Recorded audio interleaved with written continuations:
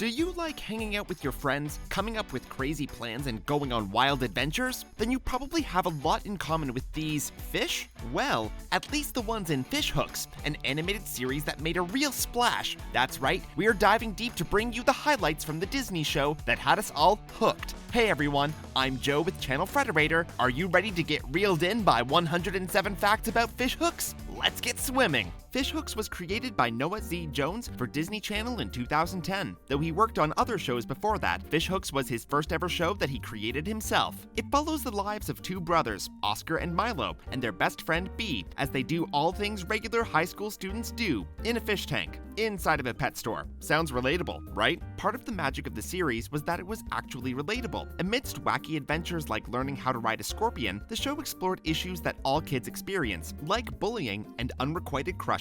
Before creating Fish Hooks, Jones was a children's book illustrator for 10 years in Maine. While he had ideas for an animated series, he never thought he would actually get the chance to create one. Not until a Disney executive asked him to pitch some ideas, that is. Jones was as surprised as anyone when he received an out-of-the-blue email from Disney asking him for show ideas, one of which eventually became Fish Hooks. The original designs that Jones pitched to Disney featured Bee, Oscar, and Milo as the three members of a punk rock band. While they loved the fish designs, the punk rock angle was scrapped. In the end, they settled on high school students. 2 years after Jones first pitched the show, it was finally greenlit for production. Patience is really a virtue. Because he had been involved in projects that fell through before, Jones focused on not getting his hopes up while developing the Fish Hooks short and then a pilot. When Disney said that the pilot was testing well and the series could make it to television, he finally realized it was real. Once they received positive feedback on the pilot, Jones and his wife decided to move to LA so that Jones could executive produce the show. Despite his somewhat accidental rise in television, Jones always knew that he wanted to be an artist. He started drawing as a kid and went on to art school for illustration. Before Fish Hooks made its debut as a TV show in 2010, it aired as a short. The 11-minute short introduced the world to Fish Hooks following the premiere of Camp Rock 2. In order to help the first-time creator, Disney surrounded him with an experienced team. This included Alex HIRSCH and William Reese, who were responsible for developing the concept for TV. Before joining Fish Hooks, Reese was a storyboard artist for SpongeBob SquarePants, and HIRSCH was a writer for The Marvelous Misadventures of Flapjack. HIRSCH's involvement with Fish Hooks was actually part of a deal with Disney TV Animation. Disney asked him to work on Fish Hooks, and in return, they would help him develop one of his own ideas. That idea later turned into the show Gravity Falls. Justin Roiland, who was also a part of the show, credits Disney TV Animation executive Eric Coleman for recognizing HIRSCH's talent when he brought him onto Fish Hooks. Roiland, who later went on to co-create Rick and Morty, voiced Oscar in Fish Hooks and also wrote for the show. The show was part of Coleman's initiative at Disney TV Animation to focus on creator-driven content, meaning the creator would also produce the series in order to achieve the original vision of the project. Maxwell Adams, creator of Codename Kids Next Door and The Grim Adventures of Billy and Mandy, joined as co-executive producer with Jones. As co-executive producers, Jones focused more on maintaining the overall tone of the series and art, while Adams oversaw the writing and animation. All of the fish in the show are hand-drawn, but all the other pets that appear in the show are created using photo collages. This visual style came from an idea Jones had during development. He loved how much sillier the characters looked when they were put in front of a realistic background. It turned out to be a lot more work for the animators, but I'd say it was worth it. Each episode took about 6 to 8 months to produce, and they usually worked on about 15 episodes at a time. The animation was done by Mercury Filmworks in Ottawa. They used Toon Boom's animation software, Harmony, to bring Bee,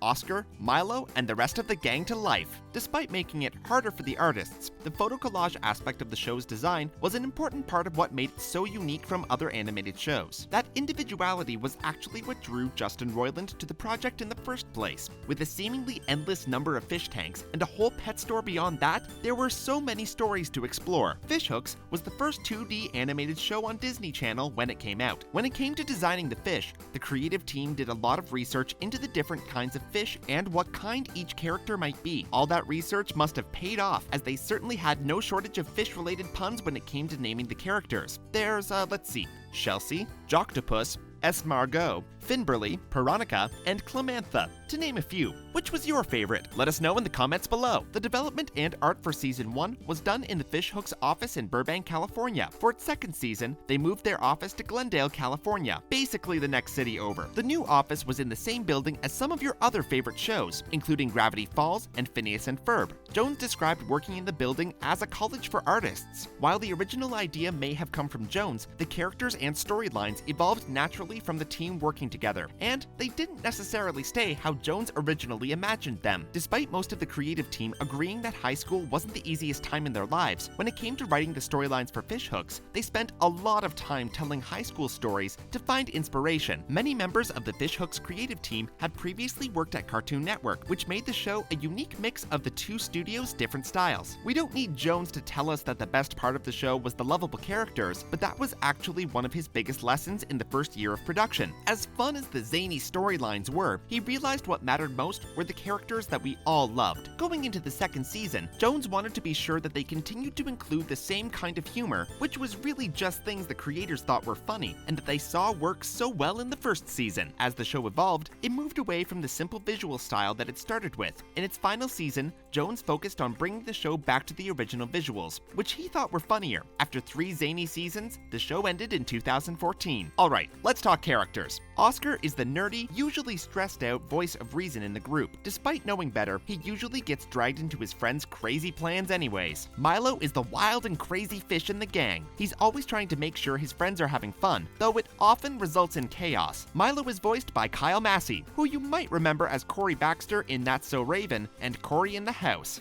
Bee is a sweet, ambitious, and overly dramatic fish who dreams of becoming an actress. She often mediates between polar opposites, Oscar and Milo. Bee was voiced by Chelsea Kane. Like Kyle, this wasn't her first project with Disney. She previously played Stella Malone on the Disney show Jonas. Disney shows aren't the only thing that Kane and Massey have in common. Both have appeared on Dancing with the Stars. In 2010, Kyle came in second place, and in 2011, Chelsea placed third. Luckily for Chelsea, they were already working together on Fishhooks at the time, so Kyle could give her some tips. Their co-star, Justin Roiland, has yet to grace the Dancing with the Stars stage, but I know I'd like to see that. The supporting cast didn't just have great names, they were also voiced by some pretty awesome actors. Ms. Lips was played by Jennifer Coolidge, Rachel Dratch voiced S. Margot, and John DiMaggio was Joctopus. Other guest stars included Ozzy Osbourne, Jerry Stiller, and Richard Simmons. Now those are some hot COD-modities. According to Kane, the first day that Richard Simmons worked on the show, he wore all white, except for a vest with a sequined fish on it, and he went around hugging every single person there.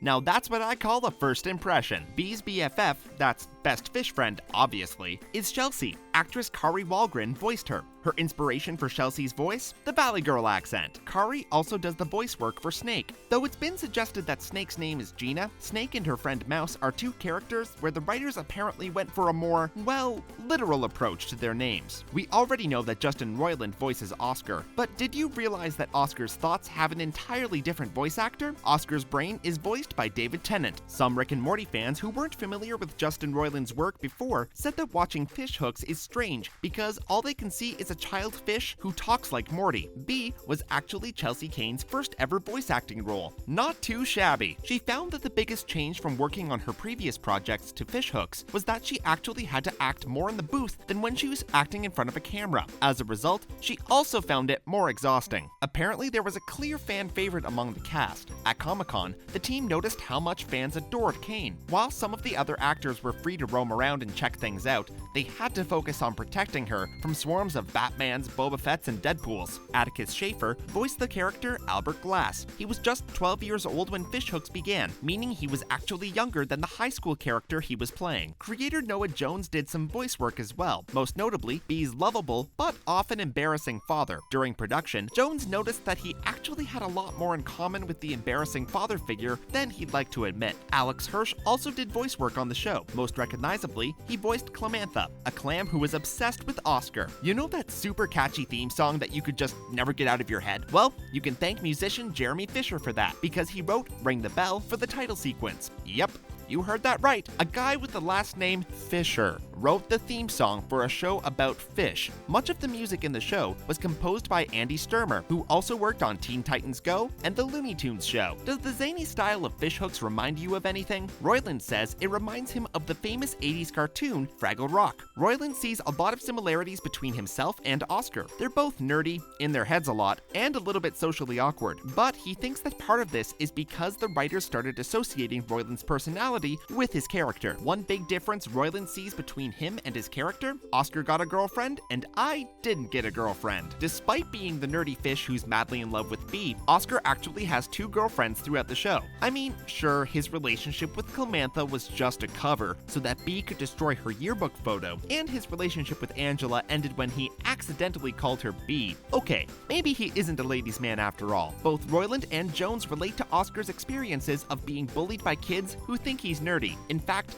Roiland said that he had more fun at Fish High School than he did in real high school. Maxwell Adams also thinks that Oscar is the most relatable character on the show. Since he's the character that deals with so many of the realistic issues people encounter in high school, he said that they had to be careful they didn't let the character get too dark. Massey also relates to his character, saying that they're both pretty cool guys, although Milo might be a little crazier. Luckily for Massey, his character actually agrees. In the episode The Legend of the Earth Troll, Milo explains that he doesn't celebrate any holiday unless there's a magical dude involved, like Fish Santa Claus, the Easter Bunny fish, the Happy Hanukkah Gefilte fish, and Kyle Massey. Milo says that even though he doesn't represent a holiday, he just thinks Kyle is a magical dude. We know Bee's last name is Goldfishberg, but Milo and Oscar's last name has never been revealed, though there was a popular fan theory that it was Fishtooth. The theory was so popular online that even executive producers Adams and Jones heard it. As a nod to the fans, in one episode, Milo and Oscar create fake identities using the last name Fishtooth. Adams and Jones later clarified in an interview that it was just a fake name, and in fact, they don't even know how the rumor started in the first place. Given her last name, Goldfishberg, it's pretty easy to figure out that Bee is a goldfish, and we know that Milo is a Siamese fighting fish, but Oscar's origin is a little less clear. In the season 1 episode Doggone It, Oscar revealed that he is part beta fish. Beta fish is actually just another name for the Siamese fighting fish, which makes sense because Oscar and Milo are related, but the rest of Oscar's roots remain a mystery. Some viewers believed that Oscar was part catfish because of his whiskers, but in the episode Adventures of Fish Sitting, we learned that he is allergic to catfish. Another popular theory was that he was part tuna fish because he was so shocked when Bee ate tuna fish casserole in the episode Dropsy. The high school that the fish attend is called Freshwater High. Along with their peers, there are also 9 teachers at Freshwater High who show up in Bee, Milo, and Oscar's adventures. The outside of the pet store only appears in one episode, where it is revealed that the store is called Bud's Pets. If you paid extra close attention, you also know that Bud's Pets is right beside a restaurant called Sushi. Yikes. Outside of the fish tanks, Bud's pet store contains a lot of other animals, including hamsters, mice, rats, monkeys, birds, snakes, lizards, cats, and a guitar-playing tarantula? Doesn't quite sound like any pet stores that I've seen. Despite, needing water to survive, the fish do sometimes venture outside their tanks. To do so, they sometimes wear water suits, first seen in Season 1's episode, Fish Out of Water. Other times, however, like when Milo co-stars in a hamster sitcom in Milo vs. Milo, they are able to survive without a suit. Or maybe the hamsters are surviving underwater? Who knows? While Bee's parents made several appearances throughout the show, Oscar and Milo don't know anything about their real parents. But in the episode, Brothers of a Feather, they are adopted by Bird Mom. Though we always knew they were in high school, the specific ages of the characters were never revealed until the Season 2 episode, Bee's Birthday Surprise, when Bee turns 17. Milo and Oscar's birthdays are never specifically mentioned, but we can assume that they're around the same age. The characters Snake and Mouse appear during the credits of almost every episode. In real life, mice are food for snakes, but in the world of Bud's Pet Store, they are friends who enjoy people watching, or should I say, fish watching. They may play fish on TV, but you shouldn't trust the cast with any real fish. Massey and Kane both admitted to having goldfish as kids, and Massey said his never lived longer than 3 days, while Kane said hers lived about a week. Kane said that if she were a fish, she'd be a goldfish, just like Bee. She even started answering the phone using B's trademark phrase, "Hey guys." That might be where their similarities end, however, as Kane described B as a mentally unstable goldfish who has breakdowns every episode. Sorry Milo, but if Massey were a fish, he said he would be a tiger shark, not a Siamese fighting fish. Kane and Massey agree that most of the crazy adventures in the show are Milo's fault because he's always up to something. Massey said that this is because his character is always on a mission and always wants to be the life of the party. Like so many other Disney shows, Fishhooks was praised for its well-rounded characters that could explore complicated issues in order to learn a life lesson, not to mention the mix of photo collage and hand-drawn characters, as well as 2D animation, which set the show apart. If the fish ever went to university, Jones has some ideas about what they might study. Of course, B would be in theater, and he thinks Milo would major in fish partying and fish video games. The character Angela was voiced by Felicia Day. Some viewers speculated that the role was written with Day in mind, since the self-described nerdy actress and the character both have red hair and the character wears an I Heart Nerds t-shirt. Jones's favorite character is Milo because he's wild and crazy and likes to make sure everyone is having a good time. But he also sees a lot of himself in Oscar. While the show was airing, the Disney Fishhooks website launched another site called Fishbook, which was a Facebook replica where each of the characters had their own profile page. When the show ended, it was replaced by a character description page. Fishhooks was the number 2 show in its demographic during its time on air. The number 1 spot was held by its channel mate, Phineas and Ferb. The two shows were invited to appear in the first ever National Press Club animation panel in 2011. Fishhooks aired all over the world, including Canada, the UK, and Japan, on the many Disney affiliate channels. At Comic-Con 2011, after season 1, 3,500 fans turned up for the Fishhooks panel. That, and watching kids' excitement when they learned about what he does, is what made the success of the show real for Jones. Despite other kids being impressed by his job, Jones' kids were a little young when it started airing. They just thought their dad drew fish for a living. The Fishhooks studio had a wall dedicated to their favorite fan art that was sent to them from kids all over. The creators also liked to see the fan art online and tried their best to keep up with what elements of the show kids were responding to. One bizarre trend they noticed was that a lot of fans liked to redraw the characters in human form. Some of the art that they found online was so good that Jones said that he thought it could have been included in the show and nobody would notice. Jones was a big fan of video games as a kid, so when asked about a Fishhooks video game, he said that if they made one, he would want it to have amazing graphics and be as fun as possible. Given the success of the show, it's not surprising that they did eventually adapt it into an adventure game available as an app for iOS. Users could play as Milo, B, Oscar, as well as some of their other favorite characters. Sadly, the app is no longer available today, but if you're still dying to play Fishhooks games, don't worry, you can still visit the official Disney Fishhooks website, where you can play games and rewatch clips from the show. And if you need even more Fishhooks than that, all 3 seasons are available on iTunes. The show won a BMI Film and TV Award, a BAFTA Award, and was nominated for an Annie Award for Best Writing in a Television Series. The Annie Award nomination was for the episode Fish School Musical, which, you guessed it, was inspired by the movie High School Musical. It wasn't just fans who were sad to see Fishhooks end. When it was officially announced that season 3 would be its last, creative director Tom Warburton posted on his blog that working on post-production had felt like being a hospice nurse, making the show more comfortable before it passes on. He went on to praise the success of the show and the fun they had making it. "We feel you, Tom." Luckily, the creative team knew well in advance that Disney would not be renewing the show beyond season 3, and had lots of time to give the show a proper goodbye. Fishhooks may have ended in 2014, but it looks like some of the cast kept in touch. In a season 2 episode of Justin Roiland's Rick and Morty, called Look Who's Purging Now, his old co-star Chelsea Kane voiced the character Arthricia. Other Fishhooks alum who have worked on Roiland's Rick and Morty include Kari Wahlgren, who played Jessica on Rick and Morty. There has also been a lot of crossover between Fishhooks and HIRSCH's Gravity Falls, including Kimberly Mooney, who played Janice Valentino, John DiMaggio, who played Manly Dan, and writer Timothy McKeon, who wrote for both shows. When Fishhooks ended,